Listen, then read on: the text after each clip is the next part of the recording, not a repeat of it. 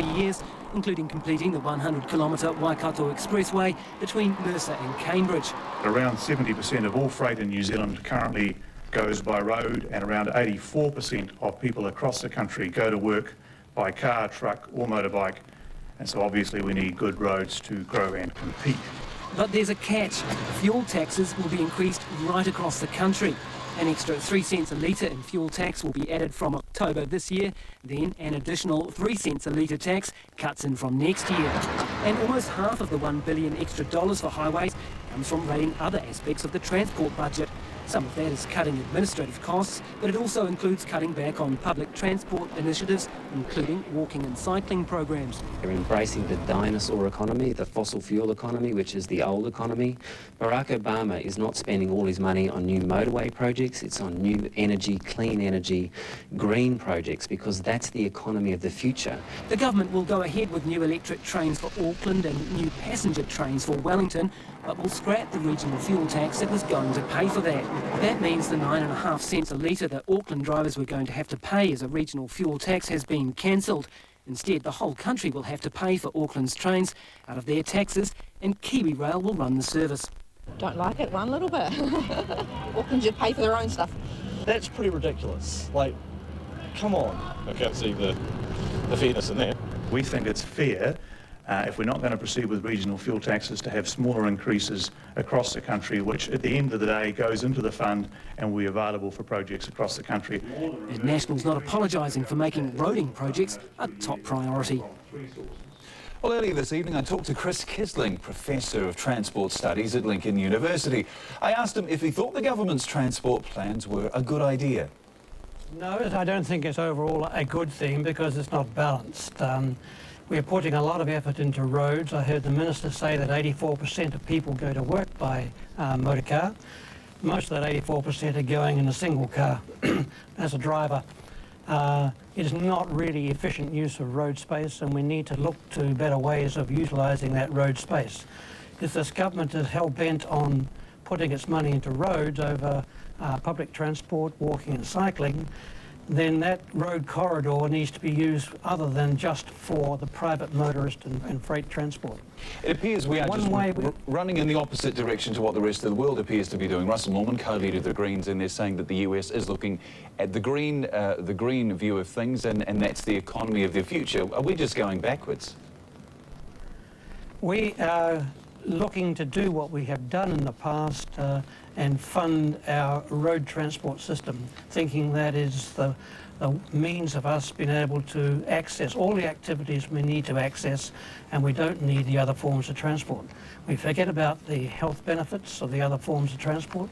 We forget about the energy efficiencies of the other forms of transport. And I think we do it at our peril. And perhaps this government knows of some source of transport energy in the future that we generally do not know about yet, and that energy is coming from a secure source. I don't see it that way at the moment. As we saw in Guyon's story, quite a bit of anger that all New Zealand motorists are going to have to pay for Auckland roads, particularly from your city, actually, in Christchurch. How else could that and the electric trains actually be funded, though? The electric trains, the idea of funding them and ownership with Kiwi Rail, I think is a good thing. One thing it will do is make sure that when we put orders in for locomotives and rolling stock, that the orders are big enough to get the discounts that we would look for from the suppliers. That also makes sure that the specifications of those locomotives and the rolling stock will enable them to go anywhere on the rail system in New Zealand and not be thwarted by some tunnels which are diameters are too small. That was Chris Kisling, Professor of Transport Studies at Lincoln University. A policeman and 2 former ambulance officers were the star witnesses at David Bain's murder retrial in Christchurch today. The ambulance officers were the first to observe Bain after his family was killed, as he appeared to be having a fit. And the policeman revealed a long-held secret. Vicky Wilkinson-Baker is covering the retrial. I made an error of judgment. A police officer admits touching the glasses found in David Bain's room and says when asked by his superior, he didn't own up to it. I was worried that I'd picked them up. I had no idea that at a later date they would become significant. I was worried about being criticised for having done so. And despite a number of hearings and inquiries, he'd never mentioned it. So, not only did you not tell Detective Senior Sergeant Ware that you'd picked up the glasses, but you didn't tell the courts either, did you? I was never asked. But you didn't tell them? I did not. The officer said when he picked up the glasses, one lens was missing, but the other remained on the chair, another fact he'd failed to mention previously.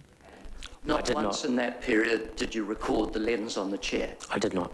Earlier in the day, more debate over whether David Bain had a seizure and fainted the morning of the murders, or whether he faked it. What I saw was the sort of fist clenched, coordinating shaking of both arms and legs. He went on to say David Bain's vital signs were normal and the fit wasn't real, more like those faked by psychiatric patients he treats. Yes, I've seen similar presentations, and they have been a person who is trying to get us to believe that they are having a fit, but in actual fact we're able to determine that they're not. 3 Crown witnesses also told the court that while he was still at the house, David Bain talked of black hands coming to get him. In the end, I understood him to say that the black hand was coming to get him. The defence claimed the accused was in shock, that he fainted and was suffering from post-traumatic stress disorder. Details of the botched undercover operation that ended in the death of policeman Don Wilkinson were heard today in court. 2 men are charged with his murder and the attempted murder of another policeman. Melissa Stokes was in the Manukau District Court. On the 11th day of September 2008, Mangrove murdered Don Wilkinson. John Skinner made it clear what he made of the charge of murder as it was read to him in court, and he appeared to listen intently, along with his co-accused Ian Clegg, to the details of a secret surveillance operation that were revealed to the court. Who was the target of that operation, please? John Ward Skinner. Sergeant Wilkinson and his colleague, who we aren't allowed to name, were involved in that undercover operation. In the early hours of the 11th of September last year, they were tasked with planting a tracking device on John Skinner's car. There was a call to evacuate. The pair were discovered, and the Crown says John Skinner and co-accused Ian Clegg chased the officers in a vehicle. They were armed with a high-powered air rifle similar to this. Sergeant Wilkinson was gunned down. Sergeant Wilkinson died at the scene. Constable survived despite being shot 3 times. 5 other officers were positioned a block away as backup, including the officer in charge of the surveillance. He told the court about searching frantically for his 2 team members after arriving at the scene within minutes of the shooting. And that's when I saw them laying next to a fence. My initial thoughts were that they were in fact hiding. The evidence of 56 witnesses will be called to decide if John Skinner and Ian Clegg will be sent to trial for the murder of Don Wilkinson. Daylight bank robbers have struck again in Manukau, this time inside a bank. Police have released images from security cameras after a customer was robbed while standing in line inside this National Bank branch. One News understands the customer was waiting to deposit around $6,000 when a man claiming he was armed demanded he hand it over. The branch is 200 metres from a bank where an armed gunman got away with $200,000 on Friday. Police see no link between the 2 crimes. Well, bad behaviour in our schools is getting worse, and education officials from around the country are joining forces to try to combat it. They've gathered at a major summit in Wellington to look at issues including bullying. Aaron Soma has been following the story and joins us now live. Aaron. Greg, a Human Rights Commission report says that New Zealand ranks as one of the worst countries in the world when it comes to bullying. And with texting and emailing, it's becoming more prolific. And there's a major concern not enough is being done to stop it.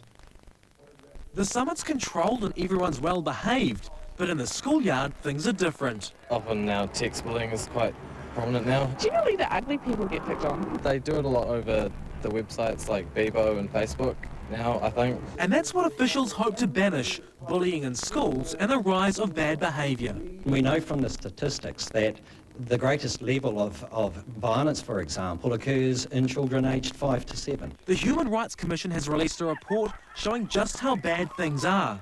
It says bullying complaints doubled last year, and schools aren't doing enough to help the victims. Schools are a reflection of the community, so we're seeing increasing levels of violence and disruptive behaviour in the community, and that's spilling over into our schools. They're trying to come up with an action plan to deal with this.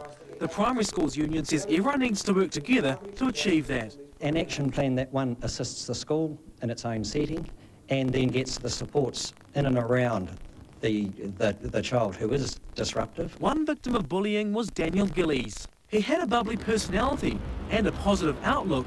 Not even his mum knew what was happening. There's nothing more devastating than losing a child, I don't believe, and that's how bad bullying can get.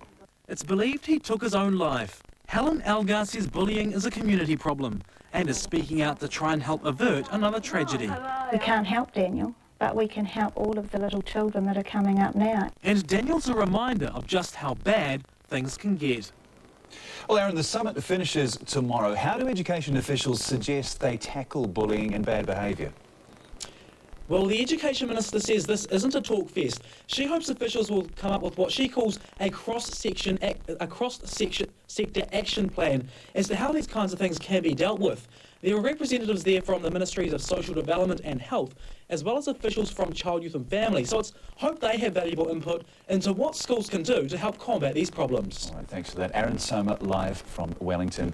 And you can have your say on bullying on our schools going to our message board at tvnz.co.nz. Just ahead on tonight, outrage in America over huge bonuses at a bailed-out company. Accused of fathering 7 children with his daughter, the child of Joseph Fritzl, begins. And he won't be rolling anymore by the veteran singers quitting Dancing with the Stars. I'm sitting on a rainbow, got that string around my face.